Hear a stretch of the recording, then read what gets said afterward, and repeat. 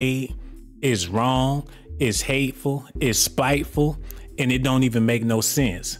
We got a whole new generation out here that don't even know who Michael Jackson is. They done heard the stories, but they don't know. These young kids wasn't raised up with Michael Jackson.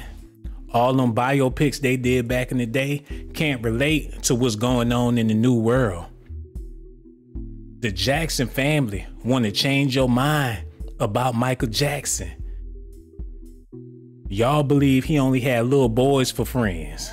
But the truth of the matter is, he had some grown men that was all up in his circle, all up in his limousine, all over his house.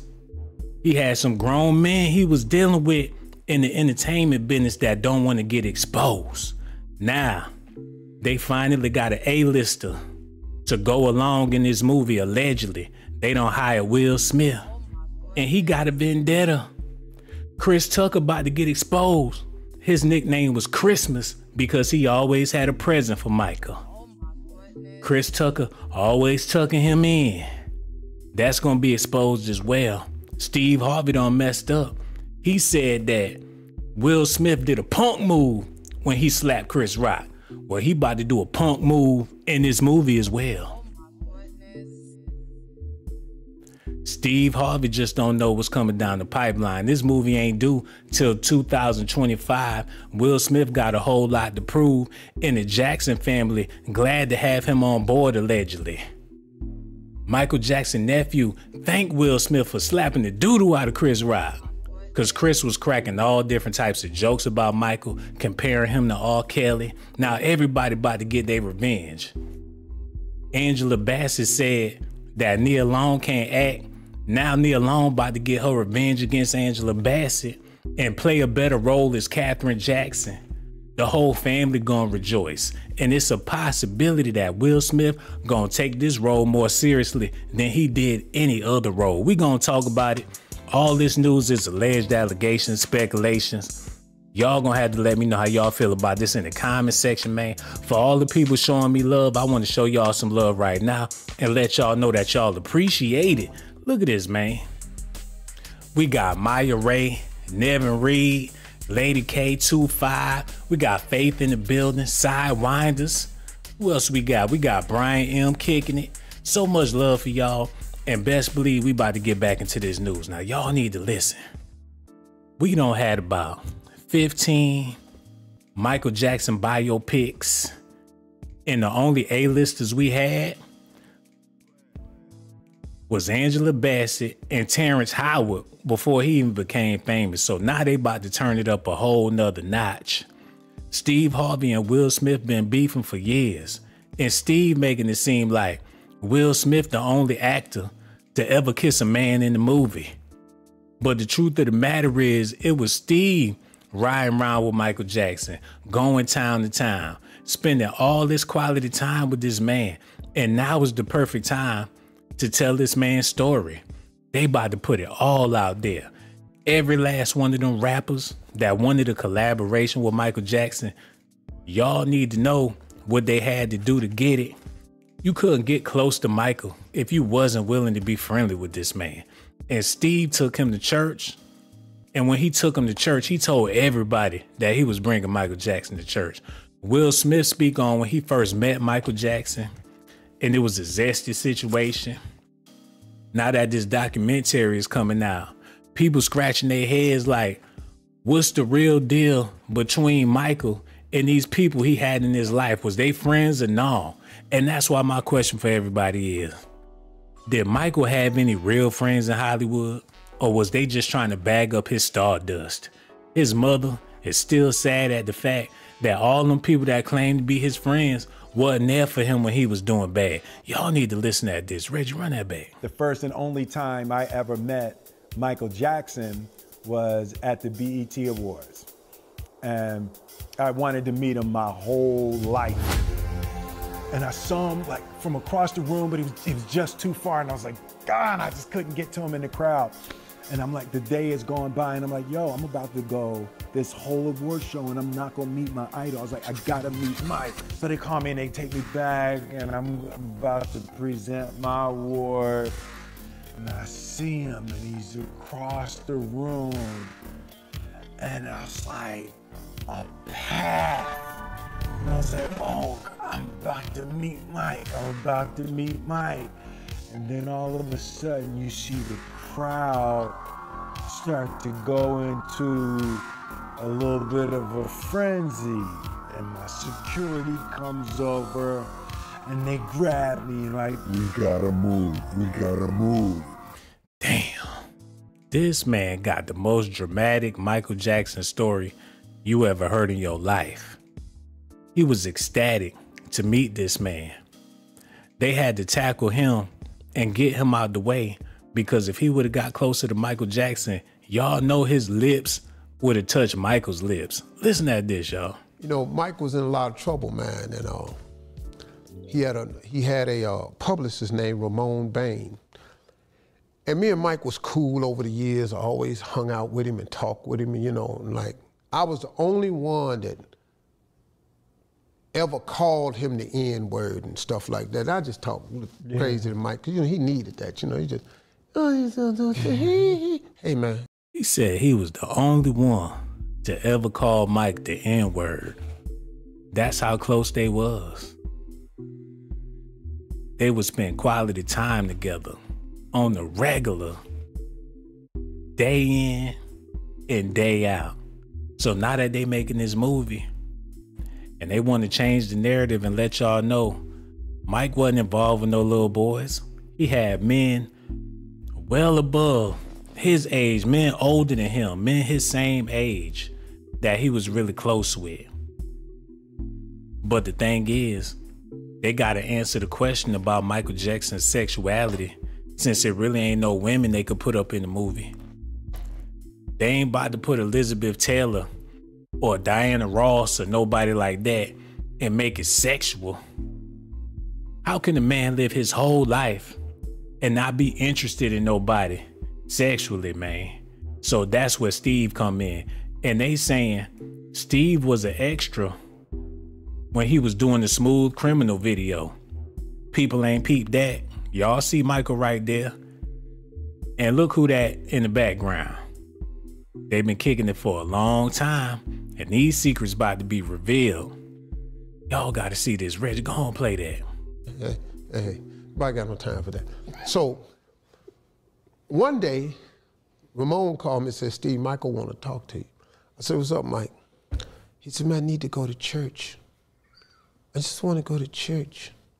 And I said, well, he said, well, can you take me to church? I said, yeah, man, I'll take you to church, because Mike thought they was gonna convict him. And he said, Steve, I didn't do this, man. I just believed him. I've never believed that about Mike. I know him, I've been around him, and that's just me. Everybody else with these, that last one that came out, he did it. That's you. You don't know. Where all this stuff come from after he dead. And then anyway, that's. Steve Harvey still got that man moonwalker boots on. Y'all see that? Done raided that man closet. Done took his chinchillas. Now he doing the interview with his moonwalker shoes on.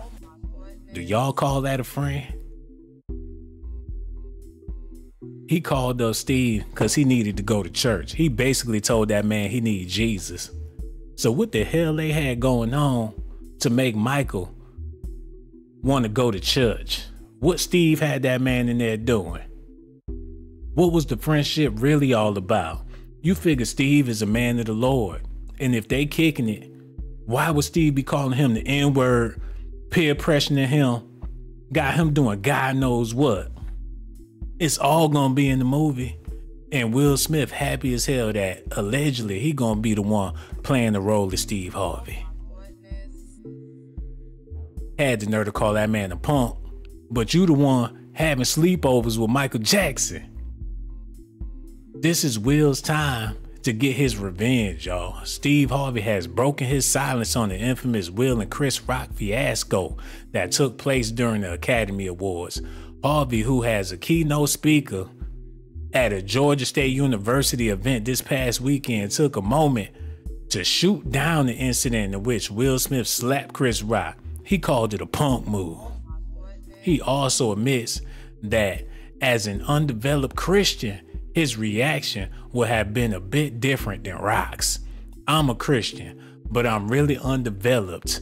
I don't have high-level Christianity. Well, why did Michael Jackson ask you to take him to church and you a half-ass Christian?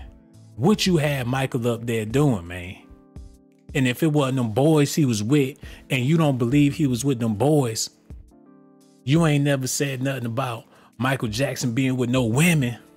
So what's the deal, Steve? Listen at this. That's a longer story, but if you read the GQ article that came out that exposed everything they did to Michael, even the little boy came out and said his father made him say all this, blah, blah, blah, blah, blah. It's all true. They just was doing this, brother. So he said, hey, man, I want to go to church. So I said, okay, man. So I called up my buddy Chip Murray that owns Chip Murray Episcopal AME Church over off of Jefferson and Adams off of Crenshaw. Adams over there, somewhere in that area off of Crenshaw. He took Michael Jackson to the hood, y'all. Had Michael on Crenshaw, Steve Harvey dressed up like a pimp, Michael looking like one of his hoes. What was the arrangement really all about? You know, people gravitate towards people like their parents, and they saying Steve ain't nobody but another Papa Joe. And on top of that, he had a high top fade like Jermaine Jackson. And before Michael Jackson could realize what was happening to him, Steve done messed around and married Marjorie Harvey, who just so happened to be related to Katherine Jackson's side of the family, allegedly. Now, this is all stuff that we getting from crackheads in the ghetto, but if anybody know what's going on around town, it's definitely one of them J's, man. And like I said, when Will Smith slapped the doo-doo out of Chris Rock, the whole Jackson family stood on their feet, jumping up and down at the Oscars. Michael Jackson's nephew Taj has thanked Will Smith for slapping Chris Rock at the 2022 Oscars after the comedian dissed his family years ago. On Monday, March 6, Jackson hopped on Twitter to give his thoughts on Chris Rock's new comedy special.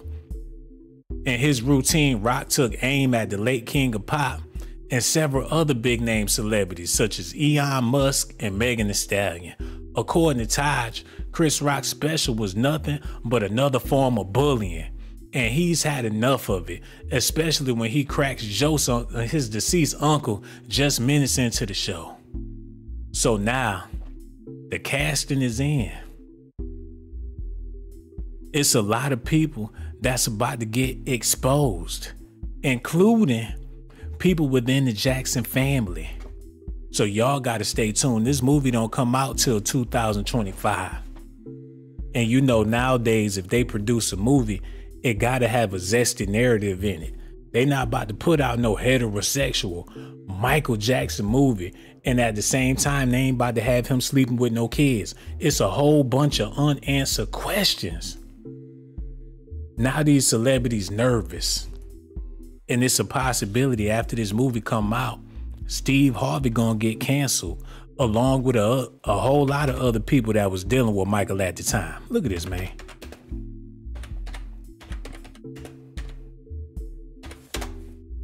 Put that in, man. Did some funny business. All these people, these grown men that was over there at Neverland staying the night. And you know Mike ain't gonna let you sleep in your own room. So what was really going down behind the scenes? They all in the Maybach with this man, going to Six Flags. You ain't got nothing else better to do. They supposed to be some grown ass men playing video games up all night, dancing, chilling with this man. So if he did like kids, they had to be in on it too. It's either that or somebody was giving this man some booty. Oh my goodness. Look at this, man. Hold up. And I called him up. He said, Michael wants to come to this church. And I said, yeah, man. He wants you to talk with him and pray for him. Everything Oh, changes. shit. Wait a minute. Y'all stay tuned. We gonna get this together. Reggie, go on, fix that up and bring that back. Okay, here you go. And so I said, Mike, I'm gonna come pick you up and we can go to church. So Mike had took the entire floor of the Beverly Wilshire Hotel and gutted it and just turned it into his own place. So I came up there and Mike met me at the door on a moped. Because he was crazy, man, that's it. He had another one, but he said, come on, let's go down to the apartment. I was Mike, a moped, dog, I'm 6'2", what is it? Just a little bit, so ride the moped down the end, we're gonna get up and go in the place. And I'm looking at this place and I'm going, this. Hold on, wait a minute now. You put Steve Harvey old ass on the moped? Oh my goodness. Hold up. Yeah, Steve Harvey. Hold on. What's them things that them kids be standing on?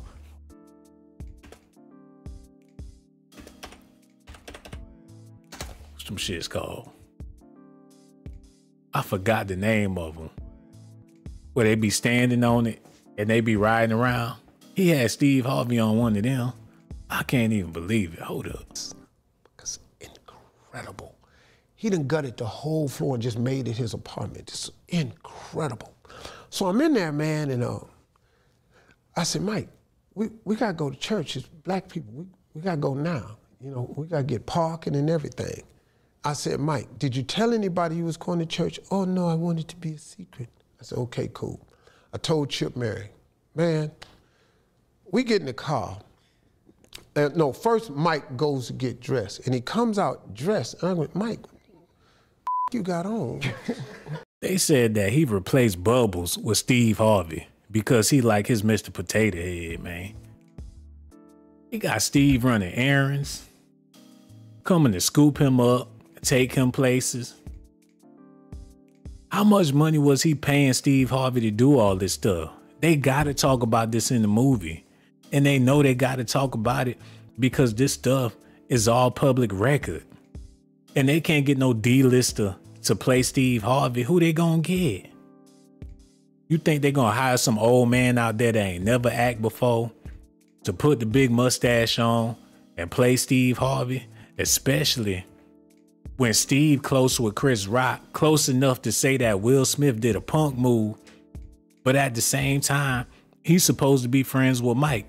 This movie is coming out, so a lot of people can get their revenge. This the big payback.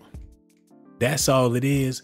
They gonna get their revenge against Hollywood, all of the naysayers, all of the people that was claiming to be Michael Jackson's friends, all of the fans out there that doubted this man. This movie ain't gonna be nothing but a big old slap in the face.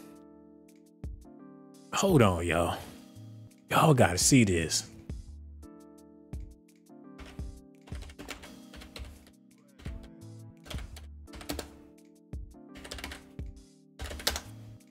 Y'all definitely got to see this, man, because this the perfect person to play Steve Harvey. And they already got him lined up and ready to go. They said they started filming allegedly, and this man is on fire. He got everything to prove. This is his last shot at being in the big movie, and he about to take it all the way to the max. Hold up.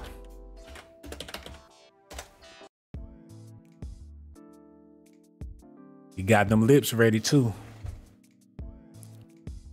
He played Zesty Rose before. Oh my goodness. And he ain't never said that he would never do it again. You snatch your ass up and throw them lips on you, boy, your ass gonna be stuck. Steve Harvey. They already got scenes from the movie where Will Smith allegedly kissed on Michael Jackson. Oh my goodness. Scene after scene of Michael Jackson and Steve Harvey fling. He out here kissing on children. He doing the most. This man, he ain't scared. He don't care if them cameras rolling. He gonna get it in front of everybody. Y'all need to finish listening to what Steve had to say, because this is very disturbing.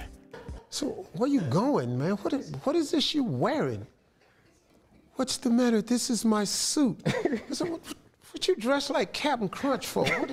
Where's you going with all these bars on your shoulders? I said, that's not military. We're going to church, man. You got one stripe on one leg. I said, where your suit at, man? Black people, we wear suits, ties. This is all I got. Steve, this jacket is $20,000. I'm going, what? The dude would spend money on stuff. So I'm laughing at him. So we go get in the car. He said, man, this is great, man. Are they good? Do they have a great choir? I said, man, they be jamming. So we get down off the 10 and we turn on Crenshaw, and it's cars from the 10 all the way down Crenshaw, all up Jefferson Avenue. People all on the side where, Michael. So whenever he wanted to do something black, he would call up Steve Harvey. Steve, I want some chicken. Can you take me to Roscoe's so I can get a 2-piece? Sure, Mike, I'll take you down there. Got the best chicken in town, player. Get you a biscuit, get you some honey, no problem, Mike. What will make Steve obligated or feel obligated? What was the deal for real? And what was the arrangement?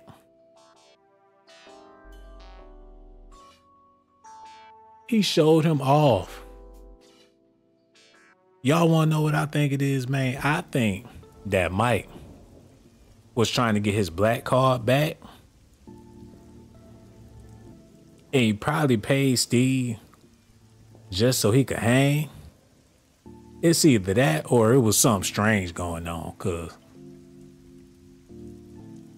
what the hell they out there doing? He in trouble, fighting for his life, thinking he about to go to jail for messing with them little boys, and then he got Steve Harvey as his new bestie. For what? He would have been better off getting a female to chauffeur him around. He should have had a woman taking him places, man. Get you a black female celebrity so she could take your ass to church. If you want to be spotted out in public, how come he wasn't spotted out with Angela Davis or somebody like that? Angela Bassett. He could have got him a sister to tow him around. He could have got with Pam Grier. Oh my goodness. But he ain't do that. And that's what make this so damn questionable, man. Was Steve for hire? Did he pay him to hang out and shoot the shit? Or was it something deeper to it? Y'all gonna have to let me know in the comment section, because you figure Steve ain't had no paper like how he got paper now. And he was damn sure willing. They was together on multiple occasions. And with all this stuff coming out about Diddy, you can't put nothing past nobody. I thought Diddy and Meek Mill was just friends. I thought Diddy and French Montana was just homies. Come to find out, allegedly it was a whole lot more than that.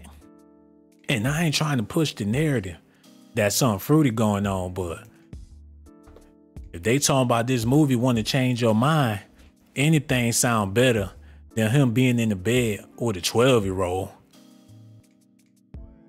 Do y'all feel where I'm coming from? Y'all need to listen at this, because this is very uncomfortable right here. Reggie, go on, run that back. Play that. Listen at this, y'all. Best call ever on this radio station. Who is it? This one is bigger than President Clinton called. I'm nervous. Ladies and gentlemen, on the phone, put your hands together and show your love for the king of pop, Michael Jackson. You don't hear me? You don't hear me? You think I'm lying? You don't feel me? Watch what I say. Hey, Mike. Steve? How you doing, player? Wow, how are you? What's up, brother? How you feel, man? I went to bed early so I could wake up and speak to you. I'm a really big fan of yours. Hey, man.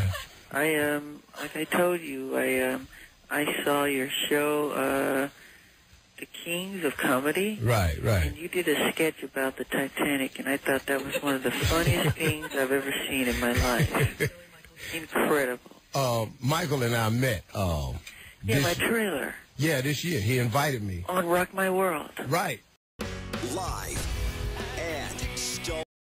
Damn, I do apologize. I had to use the bathroom. Y'all hit that like button, subscribe to the channel, hit that notification button as well. And we're going to get back into this news. Listen at this, y'all. Oh, and the phone line's open too. Y'all can feel free to call in if that's what y'all want to do. But until then, let's get back into this. All right, here we go. Wake up and speak to you. I'm a really big fan of yours. Hey, man. Like I told you, I saw your show, The Kings of Comedy. Right. And you did a sketch about the Titanic. I didn't even know what the hell the show was called. I saw your show, The Kings of Comedy, I think it was, and you did a sketch where... And I thought that was one of the funniest things I've ever seen in my life. Incredible. Michael and I met. My trailer. Yeah, this year. He invited me. On Rock My World. Right, to Rock My World. And I didn't... Pause.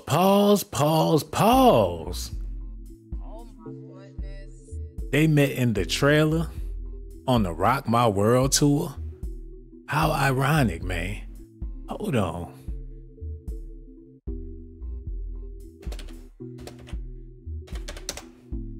He had his ass come up in the trailer. And they've been tight ever since. You know, Steve had to try to make an impression on Mike. And this ain't always got to be zesty, but come on, man. Money talks. When people get around Michael Jackson, I don't give a damn if it's a male or a female. They gonna be a girl.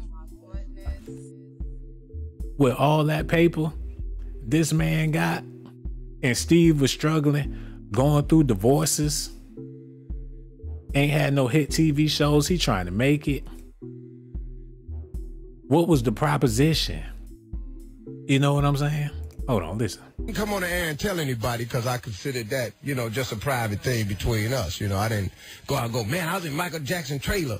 The brother invited me to his trailer. I met his kids. Great kids, man. Hold on, Steve was trying to keep that on the low. He didn't want nobody to know he was in Michael Jackson trailer. Hello, who this is here? This is for the law. Hey, what's going on, brother? We over here talking about this Steve Harvey. They talking about Will Smith allegedly supposed to be playing Steve Harvey in a new Michael Jackson biopic. And I'm just wondering, do you think it's something strange about Steve Harvey and Michael Jackson relationship? Man, I don't know what's going on with them guys, man. But what I was going to ask you, Will, pertaining to, is you, do you believe in God? Do you serve God? Or what you trying to do with Michael Jackson and what you saying? I know it's Sunday and everything, but what that got to do with the video, brother? I'm the one asking the questions around here. Do you think Michael Jackson had any real friends in Hollywood or no? Well, everybody got fake friends. They're going to try to tell you. If you don't believe in God, what you trying to do with Michael Jackson now? Brother, we want to thank you so much for your phone call, but you all the way off the subject. And next time you call into anybody's radio show, try to stick to the subject. You know what I'm saying? And we love you to death. Don't be no stranger. Call back next time we go live. Real talk. Listen at this, y'all. Man. Michael. Thank you. Great kids, man. Thank you very much, sir. Can I pay you this compliment? Your kids didn't act like little rich kids. Okay. You know what I mean? That is a big compliment, yeah. No, man, they had manners. They were real nice, man. I was playing ball with the little boy. He didn't want to stop. He just kept throwing me the ball. And after a while, I just got into it. I said, all right, little prince, here you go. I'm finna throw you a hot one. Catch it. Mike. Yes? Hey, man, I cannot tell you, man, how big this is for us here at the Beat, man. Oh, God bless you. You're just a great talent. You're really incredible. You're very funny. Gosh. God, oh, boy. Very funny. You got me screaming when I watch that thing. I watch it all the time. He lying his ass off. Steve Harvey ain't never cracked no joke to make anybody scream. Mike clutching his stomach, screaming at the top of his lungs, ah! Like them Steve Harvey jokes, just so damn funny, he can't contain himself. He laughing so hard, his face started bleeding.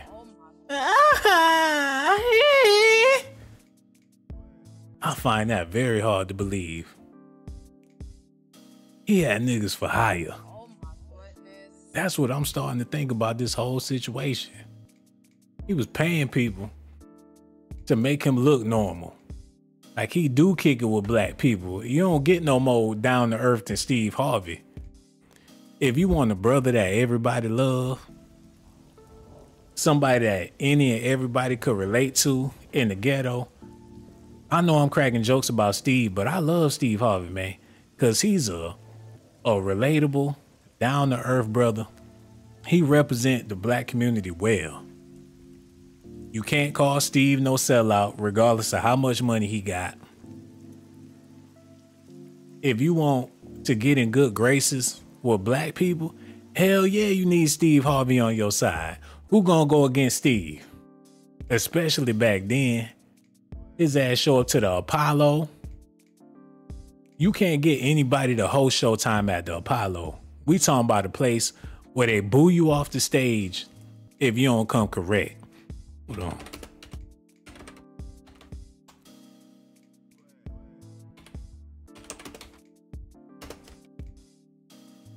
Put that up.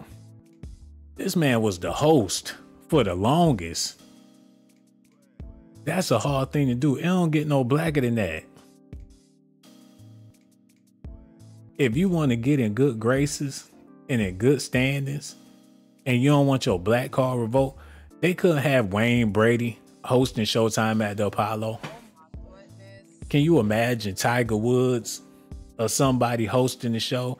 It would have been a disaster. Fucking Godfrey hosting the Showtime at the Apollo. It would have never worked. What's the dude, the dude from Keenan and Kel that's on Saturday Night Live? That wouldn't have worked. Only Steve could fill them shoes. They had a Showtime at the Apollo Christmas special. I missed that one. I need to double back and check. They had Snoop Dogg, Fifth Harmony, Boyz II Men, and DMX. What the fuck? Oh my goodness. Oh, that had to be a classic. Matter of fact, I'm gonna watch Showtime at the Apollo tonight. But y'all get the point I'm trying to make, right?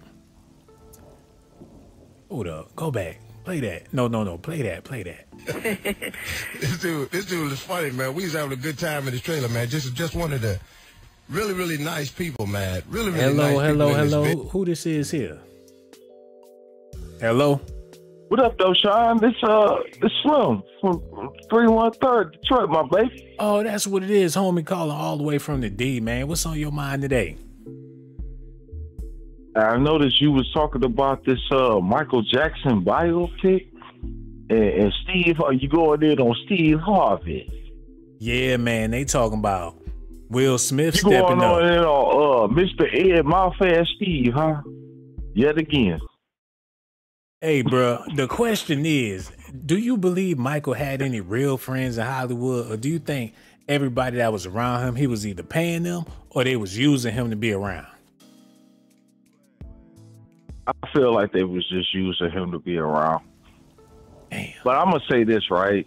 I do believe that really the only people in regards to his family, as far as his family is concerned, I feel like the only people that had Michael's best interest at heart is Janet and Jermaine. And why you think Janet and Jermaine had his best interest at heart, brother? Well, because I feel like more so Janet and Jermaine, especially Janet, could relate to Michael, even though that was her older brother, because she was a child star too. She started out on Different Strokes, and Janet was I think she even did some Good Times, if I'm not mistaken, as Thelma's adopted daughter or whatever the hell. Yeah, but so I feel like Janet, if you notice, not to cut you off, my brother, but if you notice, like back in the 70s, those like hit black sitcoms, like back in the 70s, if you notice, like Janet and Michael were very close because they lived the same life. They grew up in the same house, man. But I feel like Janet and Michael, they can relate to each other more because they both obtained the same notoriety as each other.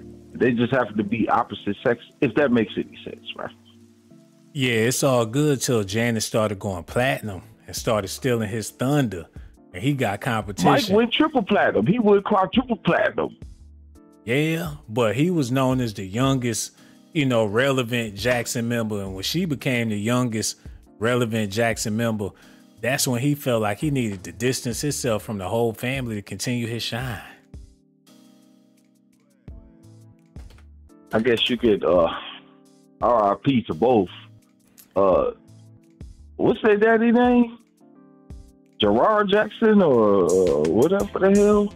Yeah, man. Daddy Jackson. I forgot what his name was. We gonna go ahead, Google their daddy name and figure it out real quick, man. We want to thank you so much for your phone call, brother. You the realest. And make sure you call back the next time we go live, man. So much love for him. He called in and let y'all know all about Daddy Jackson. Okay, let's get back into this real quick. Hold on. Go ahead, play that. Listen to this. Okay, here we go. Businessman. And I got something else for you too, Mike. I talked to your personal assistant. I got a new DVD out. I'm sending you that. You'll have that today. Oh, cool. Player. Thank you. Me and you, Mike. Mike Jackson on the phone. I don't even know what to ask you.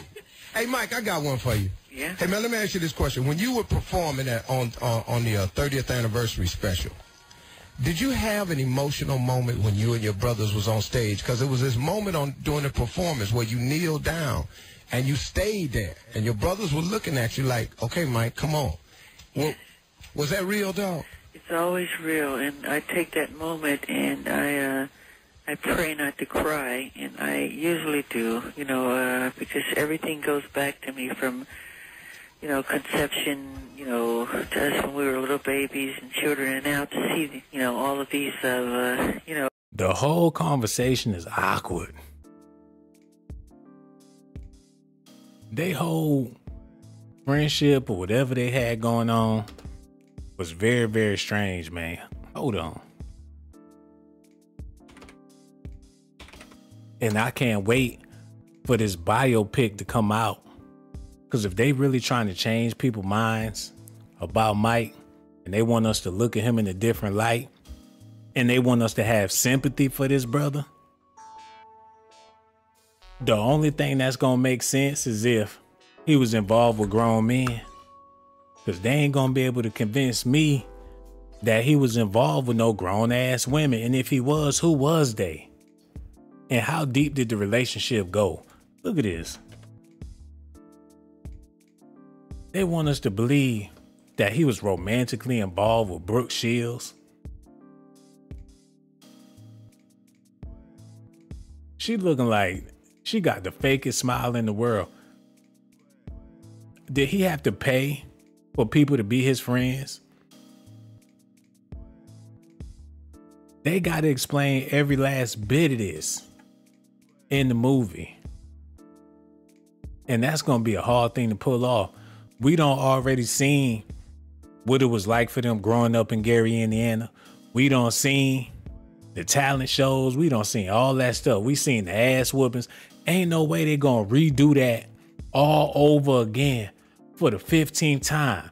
They need to get to the meat on the bones, no Diddy, and answer all these questions that need to be answered.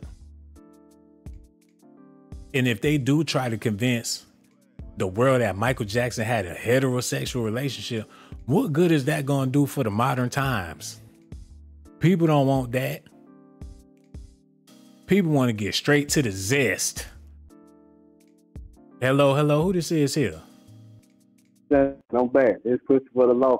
Damn, we got the same people calling back twice and everything. What the hell going on tonight? Matter of fact, we don't need no phone calls on this one. Shit getting all types of strange. I got this one. I'ma hold it down. Y'all don't even worry about it. Matter of fact, we gonna go ahead and listen to what Will Smith had to say about it. Listen at this, y'all. Reggie, go on, just play that. You tripping, Blaze? Man, I ain't tripping. Just go on and play the thing. And I'm like, no, I gotta meet Mike. They were like, sir, we gotta move now. I was like, what happened? What happened? He said, Suge Knight happened. Damn, hold on. Oh my goodness. Oh my goodness. He was scared to meet Michael Jackson because Suge Knight was in the building. Hold on, wait a minute. Now, I was like, what happened? What happened? He said, Suge Knight happened. Well, god damn. Oh my goodness. Michael Jackson got the hell up out of there as soon as he saw Suge Knight walking through the crowd. Like, oh, nope, can't be here. Time to go. I don't blame him. I would have got the hell out of there, too. Go ahead, play that. All the adulation and notoriety, and it's just a work from God, and it all goes through me real fast. You know? Yeah. It's a blessing, and I just break down and I cry at that moment. But I try not to show it to the audience, but I can't help it, you know. Oh yeah. Well, I saw it, man. I thought that was real. You know, I think, man, that people, when they see these things in you, brother, I think that allows them to see a glimpse of the real Michael Jackson that oftentimes only your closest friends get to see. You know, and I thought that was a great moment, man. I enjoyed it. That was my favorite part of the show. I said, if I ever talk to this bro, I'm going to ask him about it. Yeah. That was hot, man. That was real hot. Hey, man, it's so much, man, that we could talk about, you know, your career and everything. Your sister called the radio station. Oh, yeah? Janet called about, how long ago did Janet call? Yeah, it was a few months. First of all, Michael, let me introduce you to my co-host on the show, Shirley Strawberry and Dominique Dupree, because they are busting to say hi. Good morning, Michael. Good morning. Hi, Michael. How are you? Great. Great. We are such big fans. Huge fans. Oh, thank you so much. Oh. That gotta be annoying as hell. I feel this man's pain. You can't have no friends.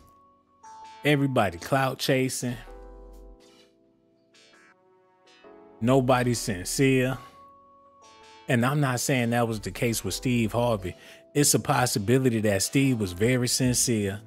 They could have been best friends. But how you gonna have a regular relationship with somebody that's far from regular? How y'all gonna maintain that? All these question marks, we need to know. Hold on, look at this.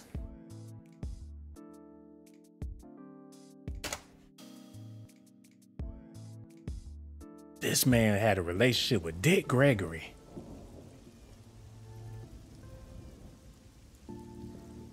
A nigga named Dick was his bestie back in the day. And they gotta talk about this as well. Dick Gregory and Papa Joe, what was them conversations like? Hold on. Dick Gregory was a civil rights activist, comedic legend, and one of Michael Jackson's friends and biggest defenders. Dick Gregory and Michael Jackson shared an enduring friendship, growing out of their mutual commitment to equality, social causes, and the betterment of others. Michael valued Dick's companionship and unwavering support, while admiring how he used his talent to make people laugh as a force for good. Dick Gregory will always be remembered as someone whose most powerful weapon was an incredible wit that he used during our nation's tremendous civil rights struggles to expose the people and all that shit, man. So he was good with Dick Gregory. Who the hell is that right there? They gotta put all this in the movie to help us get it clear. Cause why he standing like that? And what the hell they reading? This brother don't. Look at his shoulders. He's trying to show his whole backside for the camera. Was it for the money? And look, I swear, I ain't trying to put nothing on Dick Gregory. Rest in peace. He a respectable elder. But what's really going on? And how long did he know Mike? And did Papa Joe introduce him to Mike when Mike was a little boy? Hold on, it's something else we gotta talk about. And I'm gonna keep on talking about this until, you know, this stuff fade away. Because this documentary is gonna be explaining a lot of what's going on out here today. Look at this.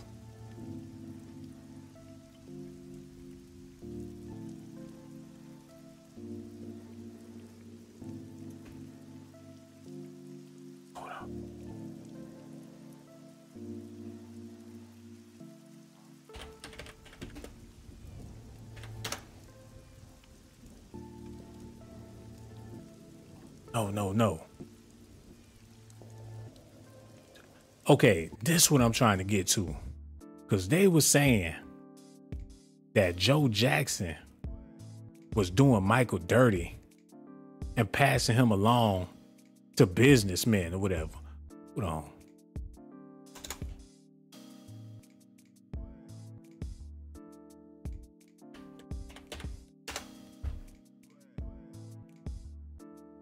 I can't even find it right now.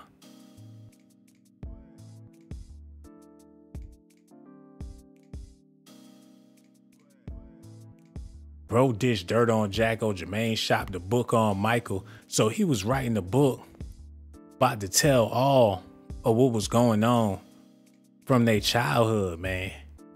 So when you see Michael with these grown ass men or hanging around these men, it's not like they was playing dominoes and shooting dice and doing stuff like that. So ain't no telling what was going on for real. I'm going, what the hell? I said, Mike, I thought I told you, ain't tell nobody. I never opened my mouth. Well, the preacher told somebody Michael was coming and the word got out. Let me tell you something, man. It was people from Belgium, Argentina, Amsterdam, signs from everywhere. People from all over the world flew in to see this guy go to church. So we finally, took us a long time to get through all the crowd and stuff. Police escorts got everybody out the way. We get to the church, it's packed. This Easter. It's a regular Sunday. It's Easter in here, man. It's packed. So before the service start, I get him in the back with the preacher, Chip Merritt. Chip Merritt prayed for Michael. He told us, Mike, you're gonna walk away from this. He said, God knows what you did. You good, brother. You ain't good. And he was so worried. He prayed for him. Mike said, man, he says I'm gonna walk away. So that's what you, these people, he talk God all the time. Damn. So he was so worried that he was gonna get caught up on them charges that he needed Steve Harvey to take him to church because he was scared. Oh my goodness. And Steve took him down to the church so they could pray for him because he felt like he was guilty. Don't that make Steve just as guilty? Maybe he was just a friend trying to help a friend in need. Or Steve knew that he was innocent. How would you know that he innocent unless you knew this man's sexual orientation? If it's a question mark about his orientation, then you don't know if he innocent or not, unless you know what he like and what he don't like, unless y'all had them type of conversations. And you figure if you got a one-on-one, if I'm about to get ready to take you to church and do all this, we need to have an understanding. So I would feel obligated to even take you to church. A simple conversation about your sexuality, that'll clear your name.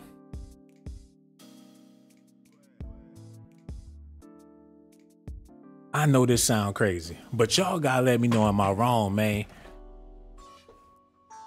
Matter of fact, we just gonna wait for the movie to drop, because that's the only way we gonna get to the bottom of this, y'all. But Steve, this ain't no good look. He probably thought this would get swept under the rug and nobody will ever talk about this again. But now people talking and we want some answers. And if Will Smith gonna be playing Steve Harvey, that's how you know it was something zesty going on.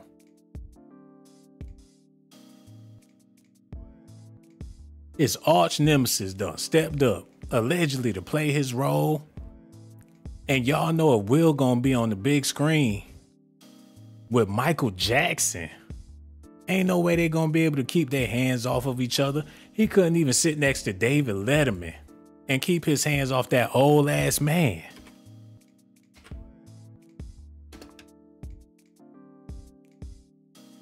Hold on, go back. Damn, what happened? Take that back. The hell going on in here? All this shit, get that stuff off the screen. Damn, the whole computer jacked up. Y'all wait a minute. The hell just happened? Too much zest, that's what's wrong with the damn video. Look at this, y'all.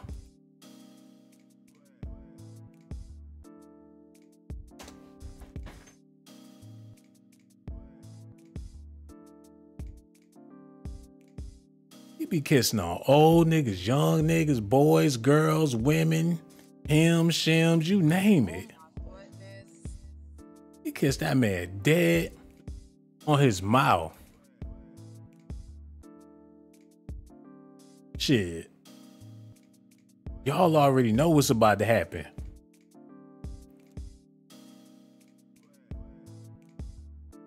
The most loving man in Hollywood about to play Steve Harvey in the movie, so that should let y'all know something is seriously wrong.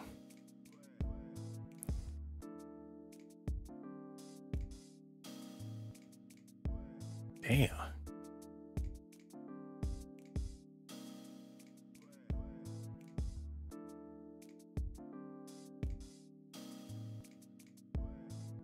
I'm just over here stuck.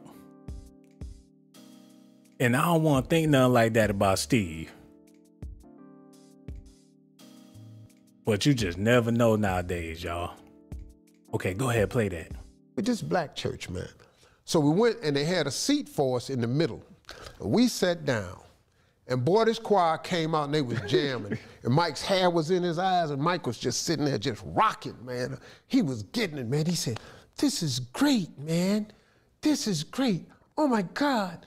What are they doing? Phil?" He knew every instrument. Man, they went from a D to an E flat. This is amazing. What? You heard that? I don't, dog, he was in there, man. Oh my God, why are those people jumping up and down? I said, they shouting. For what? Well, probably because you here. It was funny, man. So the whole church service, he was just rocking, man. He loved it. So Mike says, "I don't want to talk to anybody. Steve, go out there and talk for me." I said, "Ain't no problem." Got the right one. Look, man, his microphones, man, I mean, everywhere, everybody was there. "Steve, we want to talk to Michael." He ain't coming out. Not happening. You know, "Hey, well, Steve, we want to talk." I say, "Hey, man, Mike said he ain't coming out and he want me to talk for him." I go out. How you gonna talk for another grown ass man? I don't give a damn if it is Michael Jackson. He was his spokesperson for the time. And how you gonna show up to an all black church, people jumping up and down, they hollering, they screaming, they happy that you there, and you don't even want to speak to the people?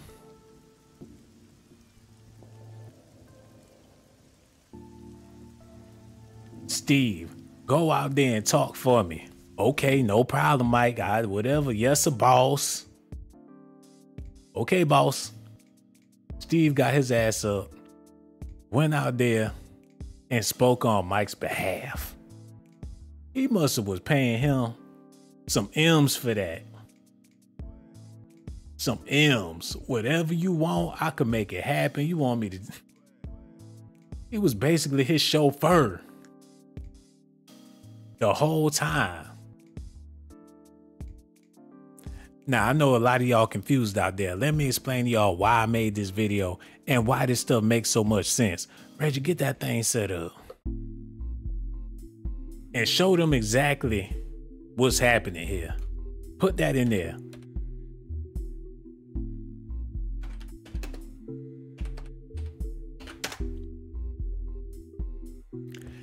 It's seriously about to go down in 2025. Like I said, we done seen countless documentaries They've been doing these things like every 5 years. But what make this one so significant is that all the stuff you heard before, all the stuff you've seen before, all of the stories, documentaries, the interviews, you name it, they trying to change the narrative on everything. You got a zesty ass Papa Joe, no disrespect to this actor, Colman Domingo. He gonna be playing Papa Joe. Nia Long quick to play a role where she'll throw somebody under the bus. They talking about Miley Cyrus gonna be playing Paris. His nephew that the family outcasted gonna be playing Michael.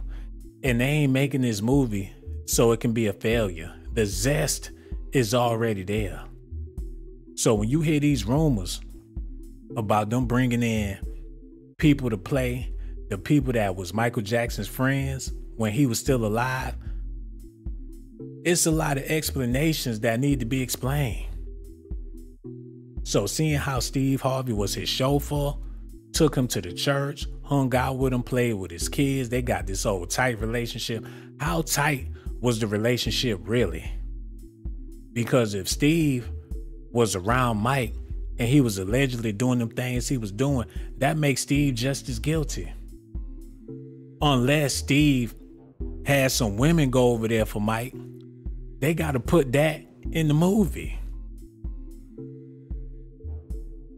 Everybody on the face of the earth got a sexuality. Y'all can't make another movie not explaining what his orientation was. And I got the feeling this time around, they gonna do just that. So for all of his A-list celebrity friends, look at this, man. Hold on, type this in. And it ain't just the men with the question marks on them. It's the women too. What was his relationship for real with Whitney Houston? Rest in peace. Was they cordial? Why they kissing all on each other? Was that her homie? What about Elizabeth Taylor? Was he into older women?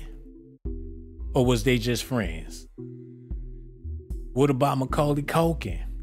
Was that his little homie? Was Michael his OG? And there was nothing to it? And if all these relationships was on the up and up, and there wasn't nothing strange going on, well, who in the hell was Michael getting it in with? That's all we need to know.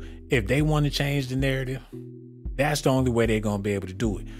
Besides his sexuality, everything about Michael Jackson is A-okay. The music good, dance moves good. We already know he bleached his skin and got plastic surgery.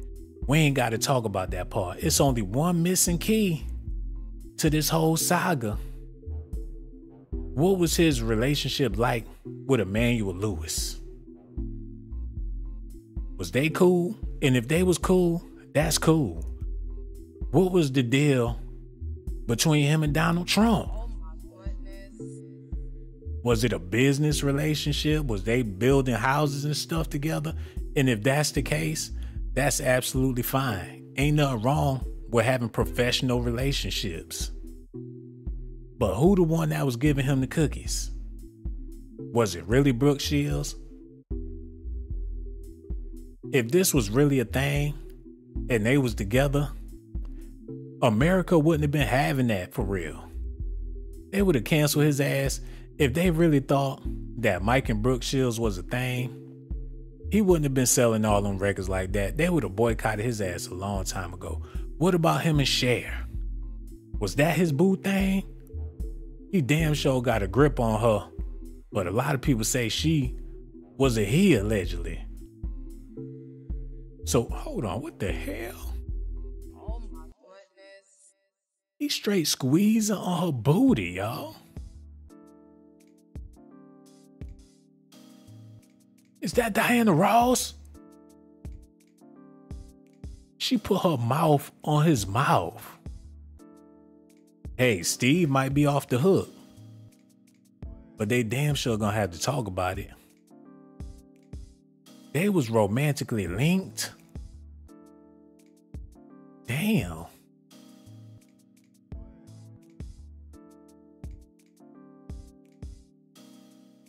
They was on it like that? If that's the case, they need to put that in the movie to take Steve off the hook. He was getting it in with Britney Spears too. Hello, who this is here? Hey, what's up? This is Prince calling. I'm just listening to your show, and to be honest with you, I don't think Michael had any friends because, you know, he was Jehovah's Witness, and his mom and his pop, they kept them on a leash. They couldn't go outside. They had to work all day. And I think the only friends that Michael had was, what's his name? Chris Tucker, who stood by him in that trial, that kid trial. Other than that, I don't think he had any friends. And he was so obsessed with Diana Ross because he wanted to be a woman so badly. He was obsessed with her, and he was also in love with Brooke Shields. So out of all them people that you seen Mike with, you saying that he ain't have not one true friend? No, not really. And he was close with Quincy Jones as well. But when they came to the child molestation, where were these people at? They were not by his side. Even Geraldo spoke about it when he died. Where were these people at? Where were they at when he died? I mean, where were they during this time when he was going through? But when he died, everybody really paid tribute to him. So do you think that Michael Jackson and Chris Tucker had something zesty going on? No, not really. I know they were good friends, but I don't think they had anything going on. Because, you know, Michael liked little boys. You see how close he was with Emmanuel Lewis? And then that other kid from Home Alone? He was always around these little kids. And why would he show this kid his private part when the kid told him that he saw Michael's business? No grown man's not going to tell us. No grown man's not going to show a child that. Trust me. Well, Chris Tucker had a high-pitched voice, and he still got a high-pitched voice. He probably mistake him when the lights out. Shit, Chris Tucker sound like a child. He was like, "Oh, don't worry, Mike. We're all alone."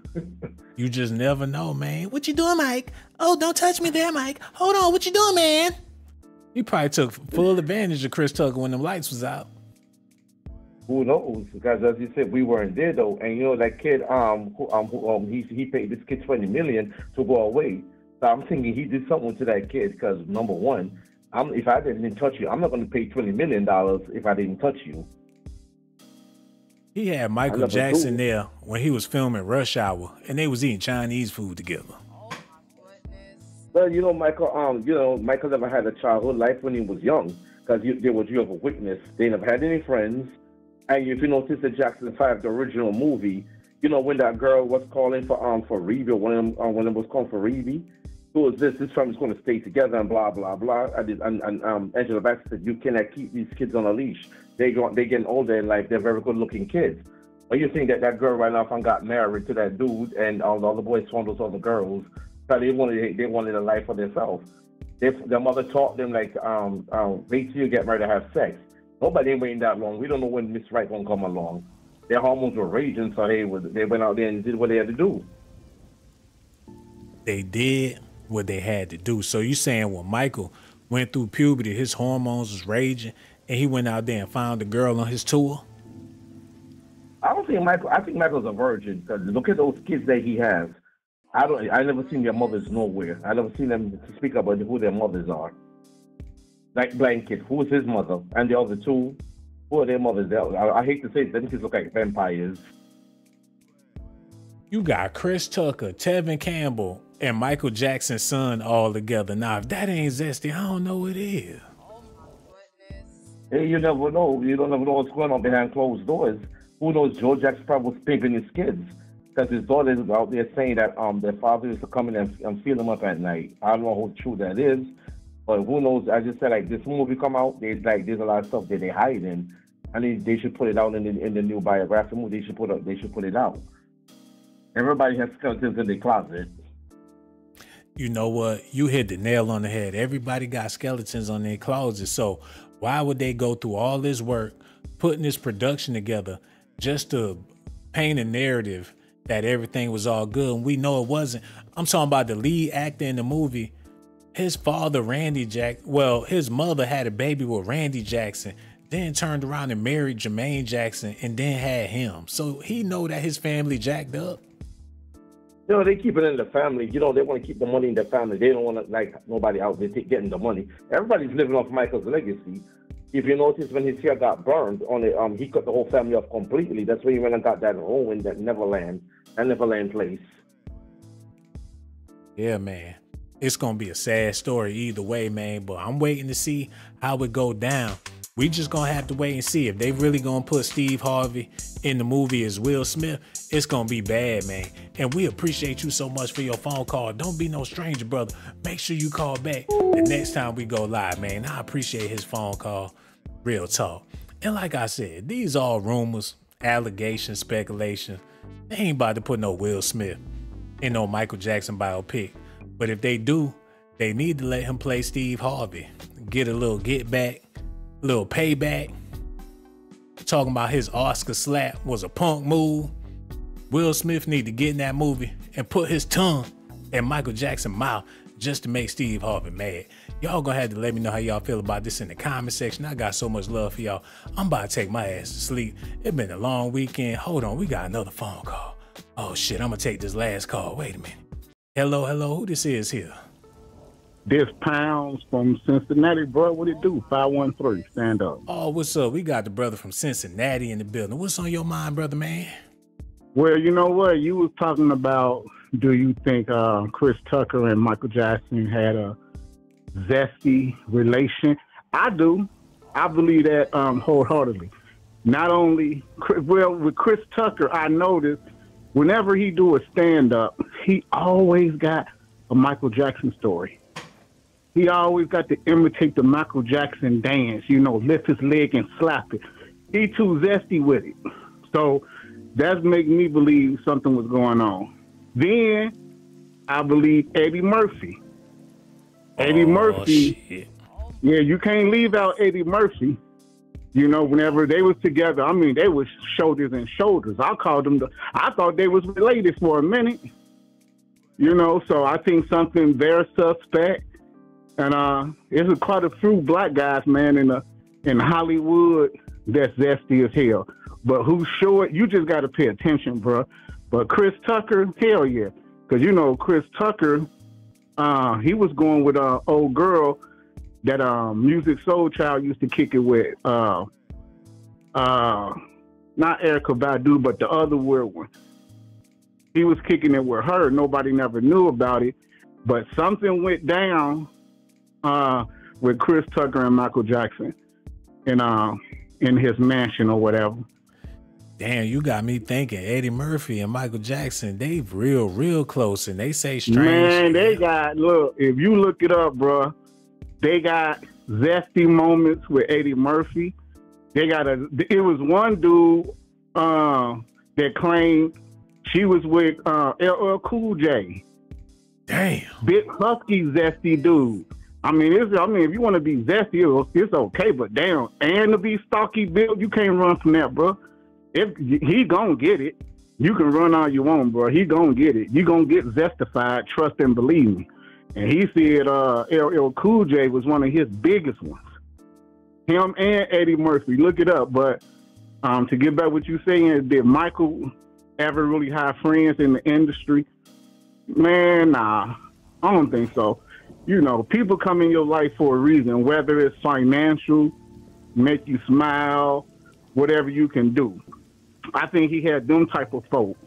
And Michael said it himself. You know, like you said in the one video you did, he told his kids, you know, look who you see. It's going to be y'all. So even Michael knew he really didn't have, you know, no friends. I don't think Michael think he had family, man. Like Jermaine, you know, his face done cracked and peeled from all that stuff he went through. Reed be somewhere lost in space. I think she was on the site doing psychic stuff. She trying her best to get another Centipede Part 2. That wasn't hitting on nothing. Janet, you know, she was doing good, but when she got that status like Michael, it ain't gonna be two head machos, and you know, so they had a little beef. or whatever. So even Michael, if you pay attention, bro, Michael didn't even think he had family, much less friends. And like I said, you know, the friends he had, they were suspect. You know, the old white lady, Elizabeth Taylor, that's why he went and got the monkey. Damn, so he could have somebody that he could treat like how Elizabeth Taylor treated him.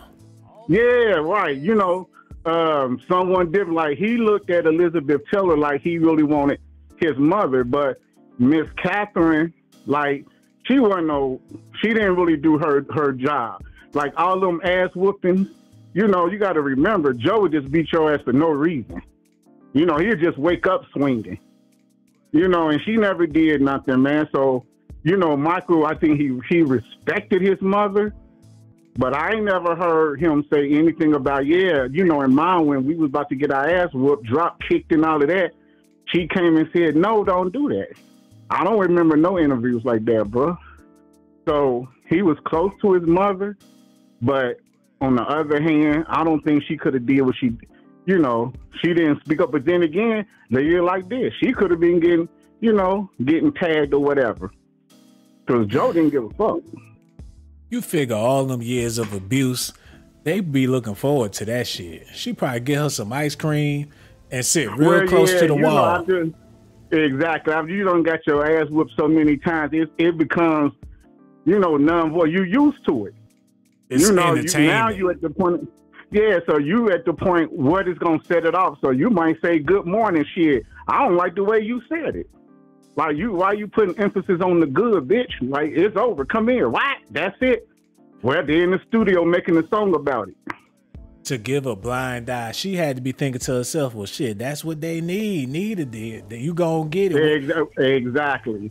You know, you make excuses. Folk make excuses for wrong. So she probably sitting back there like, shit, he do it to me.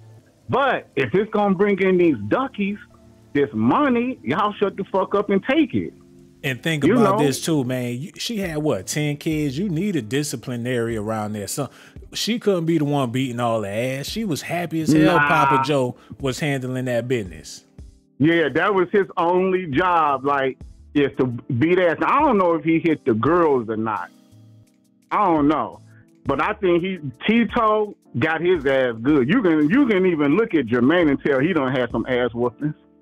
So when you get all them ass whoopings, you know, it fucks with you, bro. Like, your mind go crazy. So now here you is, you stealing your own brother's girl. You know what I'm saying? Like, that's some zesty shit right there. All this shit going down under the same roof. Once again, what's the common denominator? Katherine. She letting this shit happen. Hey, so somebody had to lay down the law. Like, damn, somebody got to be the authoritarian. That's what I'm saying. But look at your. I mean, who's gonna lay it down? Tito? I don't think so. Randy? No. Reeve? Like I said, she lost in space. She don't know where the fuck she at. She don't know where. She don't know whether she coming or going. So who gonna lay down the law? Katherine, what? She about 103. It'll take her all day just to lift up her hand and say no.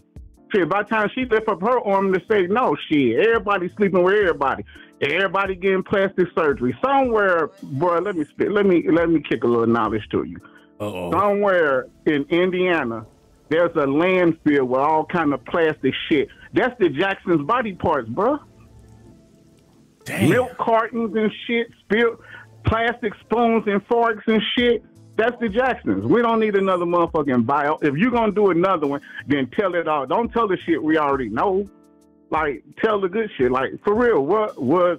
Everybody know he the king of pop. Salute to him, bro. Records, salute to him. All of that shit, bro. Who the fuck was he really fucking with? Who was giving him the business? Like, I mean, it's too many answers. Then, like I said, Chris Tucker, hell yeah, bro. Every video you pull up with him in concert, it's a Michael Jackson joke. That's all he got, Michael Jackson jokes and shit. Like, you got too much, bro. Like, what's really going on? Eddie Murphy. Yeah. You know, Steve Harvey, I don't know. Like, to me, Steve Harvey is an Uncle Time, man. I even seen the video when he said, shit, give him about 5 million shit. He'll sell out in a minute. That's why he don't have no neck. Motherfucker got shoulders and that's it, no neck. And big ass pop bottle lips. He a sellout, bro. So I don't think he too zesty with Michael Jackson. But Eddie Murphy, Chris Tucker, all day long, bro. Facts. You know what? You don't shut it down. I ain't even got nothing else to say because you called in, answered all the questions. I was over here struggling with this video, but you brought everything together, bro. That's why we appreciate you. And the next time we go live, you definitely got to call back because you the showstopper, man. We appreciate you. Don't be no stranger. And make sure you call back the next time we go live, brother, man. Real talk. Now, this something that tripped me out, y'all. This tripped me all the way. Tell me why the chick, Mickey Howard, a.k.a. Billie Jean, the woman that had Michael Jackson baby, they saying that she really SHAWN her from the Ludacris song. And y'all can't tell me, ain't no way people look that much alike without being the same person, man. Mickey Howard done redid her whole career, came back, and she'll lick you from your head to your toes. And that's what she did with Michael Jackson, allegedly. So she with Ludacris, and Ludacris with Quincy Jones, and she used to be with Michael Jackson back in the day. She got to be older than Katherine Jackson. Hello, who this is here? It's called Twice. Oh, what's going on, bro? What's on your mind tonight? I don't know, man. It's kind of zesty trying to want to see a movie, man, about the dirt, man. Why they want to see that man dirt, man? Because we need to know. Because people in the future, these kids, they don't know nothing about Michael Jackson. He dead. But it's a new generation out there that they trying to sell this man music to. Who gonna buy it? Old people. They don't know nothing about no digital downloads and shit. All this Michael Jackson music, how they gonna keep the money going unless you introduce Michael to a new generation? And if you gonna do that, you gotta introduce him right with the zest. So you want the new generation, all the babies and all the children to know about his zest. That's the only way they gonna take him, man. You can't get them you gotta get them a deep fried, zesty, hot ass Michael Jackson in order for them to be consumers. But the songs are classic. They gonna be happy with just listening to the music. Oh, they want to hear about all of the sugar so they could justify being zesty. So they want to hear about Macaulay Culkin and the boy off of, what's that? Not Different Strokes. Emmanuel Lewis. Yeah, they want to hear all about that, huh? They want all that and some. And they talking about they about to throw Steve Harvey in there too. Steve. With the big lips, him kissing on Mike Little Lips. Big lip, little lip. That's too much. That's too much information. I'm gone, man. I can't take this shit. It's too zesty. Shit. This nigga, I ain't never had nobody tell me my videos are too zesty. I'm getting offended now. Y'all taking this too far. Y'all make it seem like I'm just the queen of YouTube. Like I'm Tasha K or Gossip Man, the messy sweet doo-doo spot or something. This ain't got nothing to do with none of that stuff. My videos ain't never too zesty. I dare y'all try to put that on me, man. From now on, we doing football, basketball video. He told me my video was too zesty. I ain't never been disrespected like that in my life. I dare, shame on the nigga. But that's Negro here, no there. I need to take my ass. I'm about to go to sleep after this. But like I said, Eddie Murphy grabbed that man from the bite and put his hands over his mouth. Come here, sucker. He booty goon rape motherfucking 50 Cent and Soulja Boy his ass. Come here, nigga. Snatched up Mike. Let me go. Don't hurt me. Eddie. Shut up, sucker. He straight snatched that man booty. He crept up. They all over each other. Shit. You sip a half a bottle of Hennessy, Michael Jackson be looking like Lisa Ray. Who the chick from a different world? Yo ass drink a bottle of Henny, or Michael be looking like Jasmine Guy. Like Shimon. They look like they been, man, Eddie don't. Michael put on that blush. He started throwing that money all over the place. Eddie B done lost his damn mind. Shit, everywhere they go, they booed up. They got money. He ain't got to worry about Michael asking for, no, bitch, you asked me for some money. I got money. Like, what do you want to eat, Eddie? We're eating out tonight. What do you want? Oh, Michael, I think I'll take me a 10-piece and some fries. 10-piece and fries, no problem. Put it on my tab. I just love being with Michael Jackson. He's excellent. He's fabulous. I love him. No, Eddie, you're so funny. We don't need no women. We don't need no nothing. This man dressed up. What type of interracial shit is this? Y'all see this? Oh my goodness. This fool dressed up like Eddie Murphy and Michael Jackson with his girlfriend for Halloween. The hell? What's up? What's up? What's up with you? What's up? What's up with you? What's up with you? We should make that a song. What's up? He whispering in his ear and everything. Them niggas was in love. Got heart. Look, he done booty going snatch that nigga 3 times in the video. Look. Bring your ass over here, boy. He bite his bottom lip and everything. Like, don't you say shit. He snatch your ass up. Eddie! Eddie! Like, you shut your ass up, Mike. Man, you just never know. He had Eddie Murphy in his music video with the boobage and everything out. He looked real uncomfortable with Mike Tyson. I heard you want to be with the other Mike. I'm the other Mike. Like, he's way too rough. Like, take it, be gentle. Be gentle. You be fucking gentle. I want to fight. Oh my goodness. Be gentle.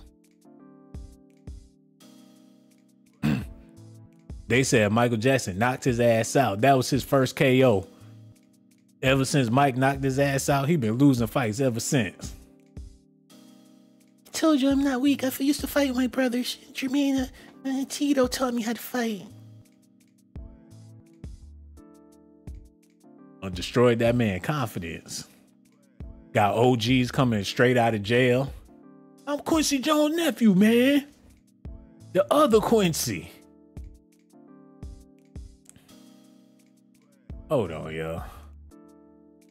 Hello. Who this is here? What's up, Sean? Oh, what's going on, bro? Who this be? This is Justin from Reno. Oh, man, that's what's up. Justin from Reno calling in. What's on your mind, brother? Oh, nothing much. Tell Reggie I said hi. Tell him get off my dick. Oh, Reggie, that's a fan, man. You can't be talking to people like that. I do apologize. Reggie, he ain't feeling all that great, man. What's on your mind, brother?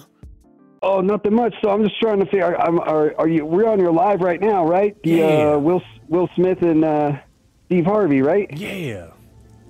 Yeah, man. So it's funny that I came home and turned this on because I was just listening to that Eddie Murphy jaunt that Rick James produced. Remember what I'm talking about? Party all the time. Party all the time. Party all the time. Party all the time. Anyways, I just want to say what's up. Love your channel, brother. I'll hit you up next time. What the hell you doing riding around listening to Eddie Murphy? What's up? What's wrong with Eddie Murphy? You mean to tell me you was in the car listening to Party all the time? I mean, that's what the selection picked for me. That's the algorithm, man. So you got shit like that in your algorithm? I bet it got it got Hall and Oates and all that shit in there, don't it? Yeah. What do you listen to? I ain't listening to no Eddie Murphy. I know that much. Hall and Oates and none of that nonsense. That's for damn sure. But either way, man, you know, that was a bop back in the 80s. I ain't gonna lie. Oh, that was the shit. I mean, that was around the time I was born. So, I mean, I don't remember when it dropped, but I remember hearing it in the 90s. Quick question. Do you think Michael Jackson and Eddie Murphy had a thing going on? Nah, man, I don't think so. I mean, I've never really heard too much bad stuff about Eddie, you know, and the whole Michael Jackson thing, man. As a child, I believed in it growing up, but then once I looked into how he owned all the music rights and he owned pretty much half of Sony, I think they set the man up. They MJ'd him, man. You don't think Michael Jackson was involved with them little boys? Nah, man, I don't think so. I really don't. I think he was just a weirdo. I'm just a weirdo, a talented weirdo, you know, misunderstood, but either way, he'll never be able to. The sad part is if he didn't do it, he'll never be able to clear his name. And if he did do it, well, I don't know. That's shitty. They said they called Eddie Murphy with a man back in the day. Interesting. Yeah, I didn't hear about that. I wouldn't be surprised, man. I think half of these guys go into the industry straight and they come out turned out, or they stay in turned out. Yeah, they said Eddie was out there on the red light district on Melrose trying to pick up something strange. Interesting. Like a hooker? Like a male hooker, huh? Yeah, that's what they said about him. Party all the time. That's next level, yeah. I mean, I guess I could see that. Yeah, I mean, look at Hugh Grant, man. He got caught with a crackhead. Yeah, that's what they said. A black crackhead at that. That's what they be saying. Yeah, I know. You just never know, man. We gonna have to wait for the Michael Jackson biopic. Hopefully they answer all these questions, because all we could do is have allegations and speculations for now. So you just never know. But one thing for sure, man, we glad you enjoyed your day. You listened to that Eddie Murphy earlier. You in a good mood. And the next time we go live, you definitely got to call back, brother. We got so much love. I'll hit you up. No doubt, man. We gonna holler at you later. Real talk. He just got back in. He in the car, listening to that 80s. Them 80s classics, man. I understand. I ain't gonna lie to y'all. Sometimes, well, not no more, but back in the day, my playlist was all types of weird. Look at this, man. I'm gonna share this with y'all. Y'all better not be talking shit. Show y'all who I used to be listening to back in the day, before I learned. If you don't know no better, you ain't gonna do no better. Hold on, Shallow. I used to listen. Oh man, it's so damn embarrassing, man. I used to sometimes way back in the day, put on that damn Shalimar. I know it ain't right, but I ain't know. I thought it was just old school. But let me warn y'all out there. A lot of that old school music is zesty ass music, man. And I ain't know. I thought I was just, you know, paying homage to the old school and doing it for the culture. But I must warn you, if you a grown ass man, don't go that far back in time. Cause them people back then, they wasn't right. Look at his ass. He got a bang over his eye like a Leah. And they Shalimar. That shit zesty. I will never, they done messed up half of my childhood. I ain't doing it no more. Who else I used to listen to when I ain't know no better? All of them niggas, man. Hold on. I used to listen to these niggas back in the day. I will never do it again, but that's what I ain't know no better. I thought they was cool. Be riding around listening to Slave. And don't get me wrong, they got some good songs, but as a grown man, you can't be listening to that no more. Look. Ain't nothing but the zest. All them groups from back in the day was strange. Look at this, y'all. I ain't know. And a lot of y'all, I'm warning y'all.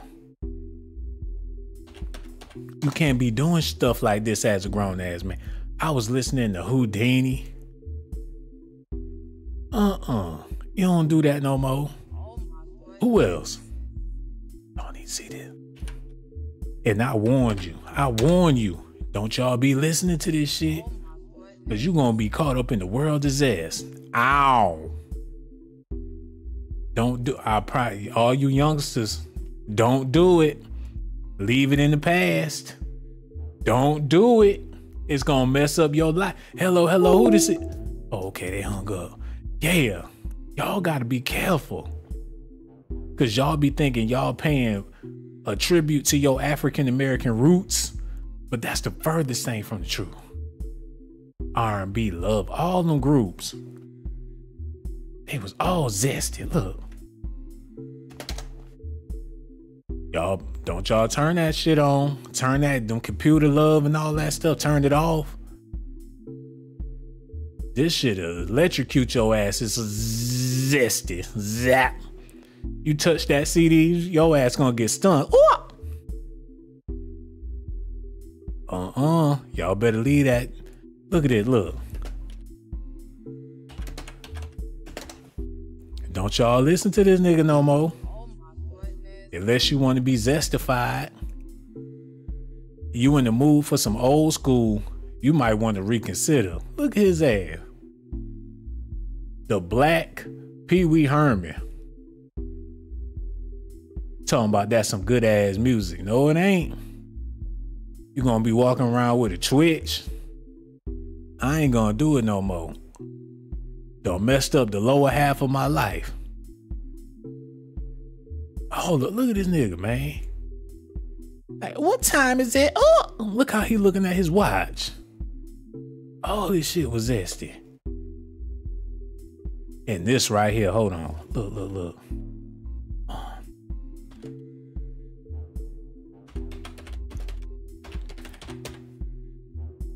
Look.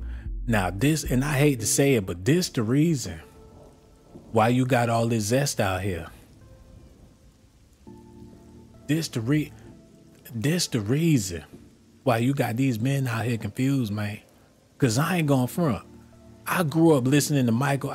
I used to love Michael Jackson. That used to be my thing, but now that I'm older, I realized it was wrong. It was dead ass wrong, man. This ain't no role model.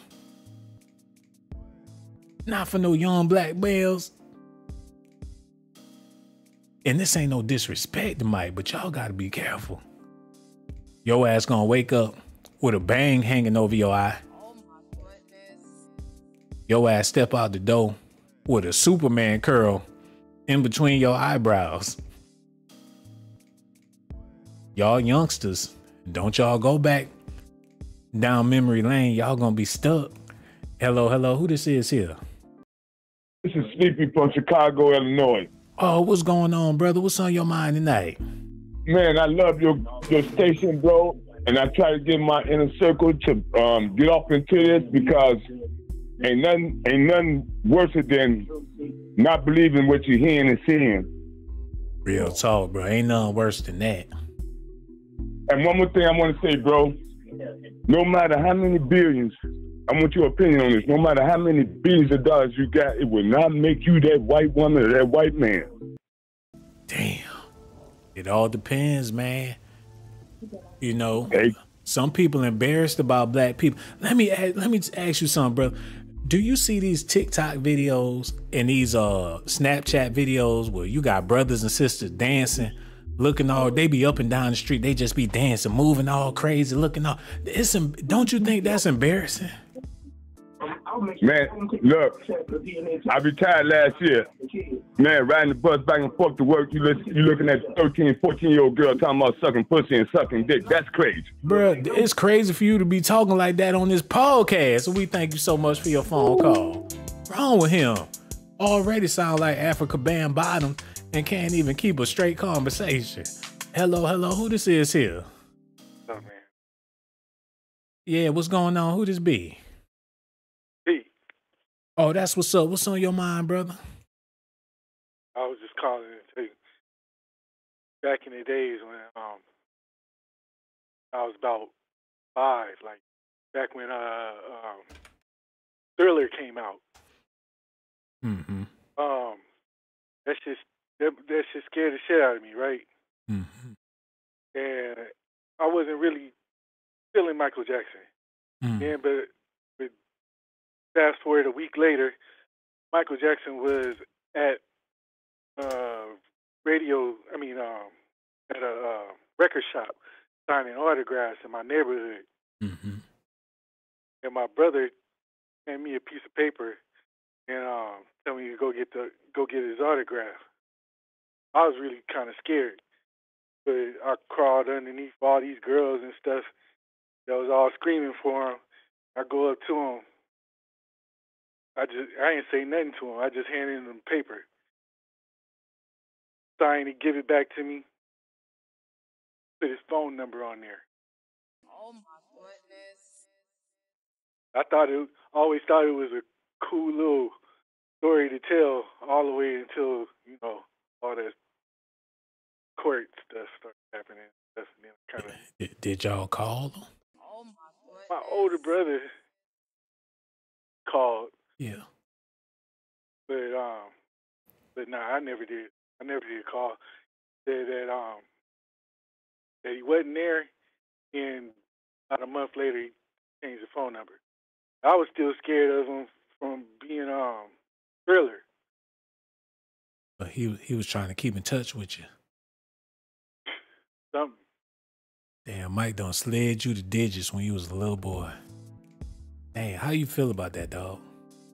I don't know, man. You was scared as hell. Your ass was trembling and shaking. That's the way he wants you, petrified. All them girls was up there screaming and hollering for him and everything. Out of all them girls jumping up and down screaming, he slid your little ass to digits. Damn, man, Michael Jackson gave you his phone number. Do you realize how zesty that is, dog? Oh my goodness. Thinking, that's why I started thinking. And you still traumatized, man. It's just a phone number. You ain't called it. Why you still scared? Because it's weird thinking about what would have happened if I was one of those. My parents were like, just sent me off to go hang out and all that kind of stuff. Who the hell is Beauty Mac? Huh? Who Beauty Mac? Where I work. You work at the Beauty Mac? Yeah. Is that a hair salon or something? Supply store. So you work at a beauty supply store? That's my people. And Michael Jackson gave you his phone number. And you selling them S curls, them Jerry curls, them relaxers, all that shit. You waiting for Michael to come back. Soon as he get to town and hit up the beauty supply store, you gonna be sitting there waiting. It's mostly like, you know. You said it's mostly females up in there? Yeah. It be some bad bitches up in there, don't it? Do be. Oh man, I know you gotta holler every other day. Like, hey baby, what's your name? Yeah, but man, Michael Jackson don't traumatize your ass. All we could do is pray. All we could do is pray, man. And we want to thank you so much. You called in, and I want to let you know your conversation is appreciated because we would have never known that about Mike if you ain't called in. Thank you so much, brother. And we going to holler at you on the next video. Real talk. Hello. Who this is here? Oh, hello. Oh, my goodness. I can't believe I'm on live. My name's Renee. Oh, I grew man. up in... How you doing? I'm doing amazing, man. We so glad you called. What you was saying now? I'm nervous now. I can't hear myself. I see myself. Are they laughing at me? Who's this lady? Man, ain't nobody laughing. We just want to hear what you got to say, beautiful. I grew up in Gary, Indiana. And I know, I don't know the family, but I do know people in the neighborhood who are related to the Jackson family. Mm-hmm. And the rumor has it is Mama Jackson was always 100% an angel, and his father worked for Inland Steel as a what was he? I can't remember, but my dad worked with Joe, and Joe was a demon. But I heard there's a lot of people in the Jackson family back in Gary, Indiana, who are still really poor. They never got any assistance, and they just kind of up and left Gary and never looked back. But I know a lot of people feel a little bit resentful about it, but I don't know about the blanket thing that's going on, or Biggie right now. Mm-hmm. I'm trying to make sense of it all. Yeah. But I keep thinking that the brothers, I always heard the brothers lived off of Mother Jackson, Mother Katherine, sorry. Yeah, that's what we heard too. Yeah, and I don't know. My theory is that the brothers is behind some of this because I don't think Mother Katherine realizes what's going on. I just don't. I don't know. It's just I'm trying to make sense of it, but I just wanted to say that I believe that Mother Katherine, Grandmother Katherine, is a wonderful woman. I never heard nothing bad about her from back home, and she always goes back every year. Although she stopped 4 years ago, and they bought the house next to the White House, and if you look behind that second house, that has a wheelchair ramp. So some of us wonder if she's visiting, and she's not telling nobody. But anyway, yeah. I'm starting to shake now because I'm nervous. Oh no, that's amazing because nobody really had nothing bad to say about Katherine Jackson besides the fact that she sat there and watched her kids get beat mercilessly by Papa Joe. That's right. And Latoya, she went to Roosevelt for a little bit, as did BB. Roosevelt High School is right behind the Jackson home. And we heard a lot of crazy stories about, there's a lot of theories going on back home, but a lot of people believe what Latoya was saying was true in the early 90s. That, the kids were allowed to be beaten because a lot of people had seen abuse firsthand in Gary from Joe, and that the mother, I think she was Jehovah's Witness, but due to her religion, she really didn't say anything or stop anything from, happening. So there's some mixed feelings about her, but mostly that house is very protected in Gary. And Gary is a very, going back, it's really gone downhill since they were thriving there. And even right now, it's a protected home, even though it's a bad area. The locals really protect that home and love that family so much, and especially Katherine. So. Yeah, that's all Gary really got to show. You know what I'm saying? Ain't nothing really popped from Gary, Indiana, but the Jackson family. So y'all got to hold on to that thing for dear life, unless something else real big. Gary ain't got no football team, ain't got no basketball team. All Gary got, as far as we know, is the Jackson 5. But I do have a question for you, because a lot of places in America have famous foods like what's y'all hometown greatest? Like, what's the thing y'all love to eat in Gary, Indiana? What's y'all hometown food that y'all love? KFC or Popeyes. KFC? Y'all ain't got no famous dish? I don't think so. Damn. I know, a lot of the, not really, there's no like famous dish. It's different now. Lots of, I can't say there's a famous dish. I really can't. Real talk. So your family been in America for how long? Where y'all from? Gary, Indiana, but my dad came from Laredo, Texas. So a lot of people came up from the South and came up north for the steel mill, working the steel mill. And please don't hate me, but I'm half white, half Mexican. And I did grow up in Gary, as did most of my family, for a few generations. Man, ain't nobody gonna blame you, because it's all different types of people in Gary. Gary not just a black city. You got people, all different types of people in Gary, Indiana. You know what I'm saying? Yeah, it's not, but it's hard to hear this and that theories about why those, I hate to say the white kids, but I don't think those are his. I really don't. And I don't really, in my heart, this is just me believe it has to do so much with race. I really don't. And I just don't want anything bad said about Miss Jackson. That's my main thing, because she really is a gem back home. People do love her so much. Real talk, man. We love Katherine Jackson. She 93 years old. She deserves all that respect and everything. And I'm over here blushing. You think you nervous. I'm the one over here trembling, because you a real lady. I can tell just by your conversation. You special and everything. And I just got to let you know, whenever I go live again, I'm looking forward to you calling regardless of what we talking about, man. It shouldn't take for a Michael Jackson video for you to call in. You should be able to call in anytime. Oh, thank you very much. Yeah. Look, I got so much love for you, sister.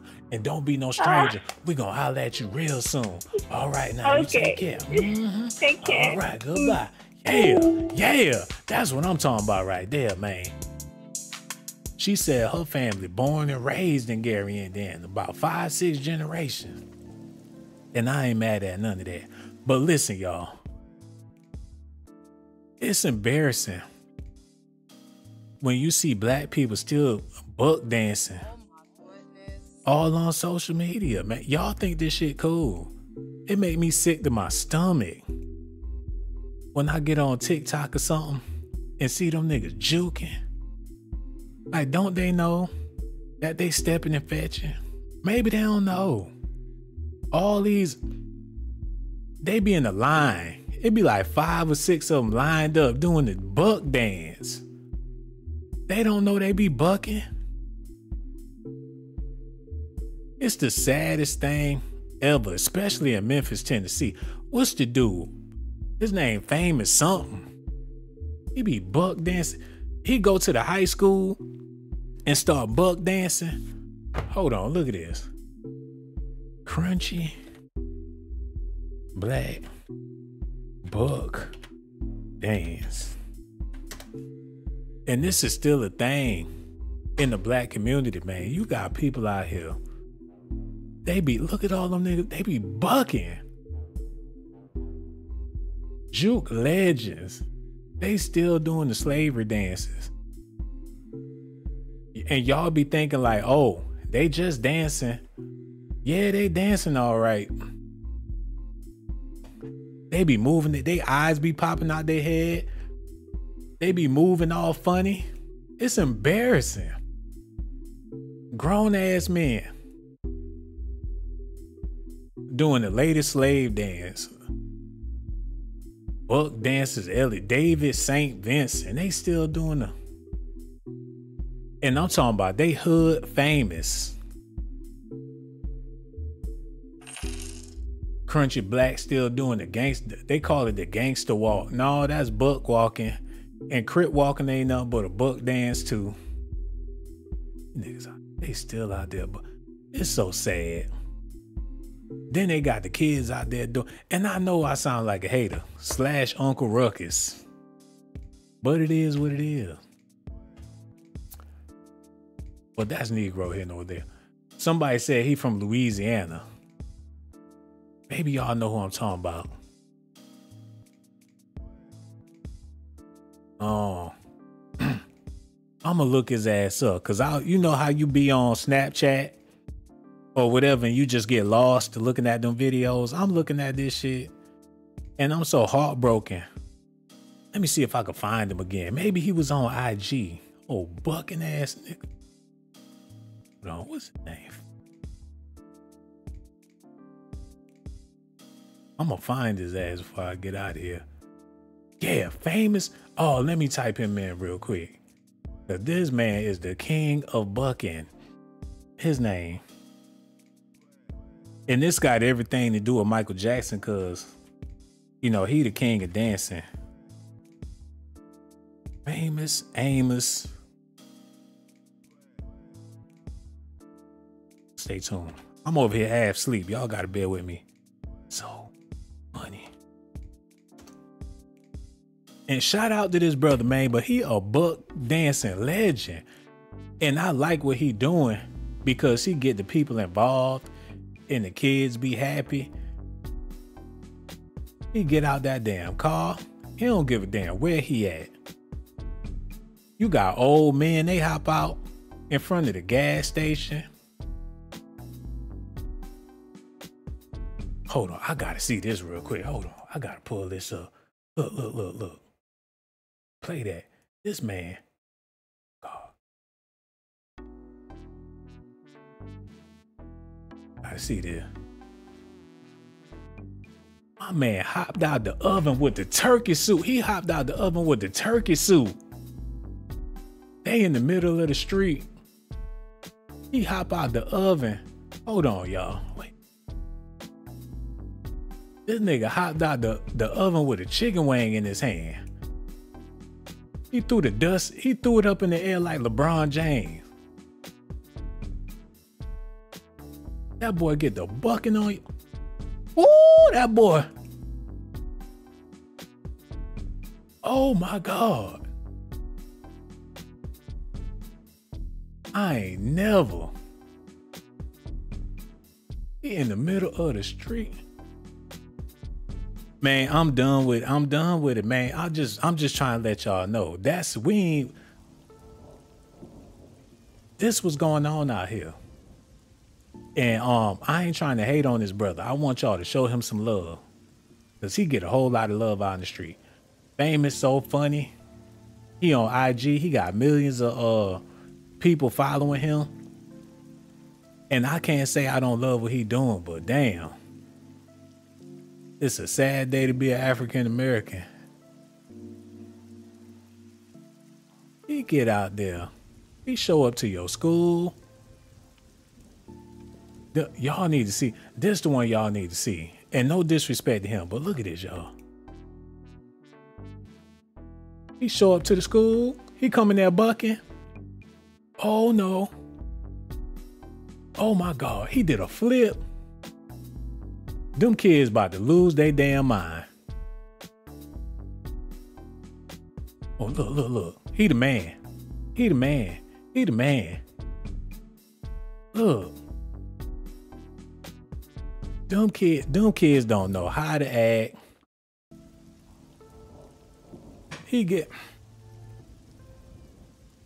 What we gonna do as a people? And we ain't got Michael Jackson here no more to show these kids how real dancing is done. They saying that Steve Harvey about to get outed in the new Michael Jackson biopic. They done brought Will Smith up there just to be petty so he could play Steve Harvey. The Steve called him a punk.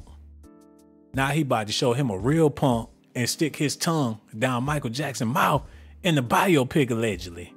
Y'all gonna have to let me know how y'all feel about it in the comment section. And shout out to all the people that called. I got so much love for the viewers.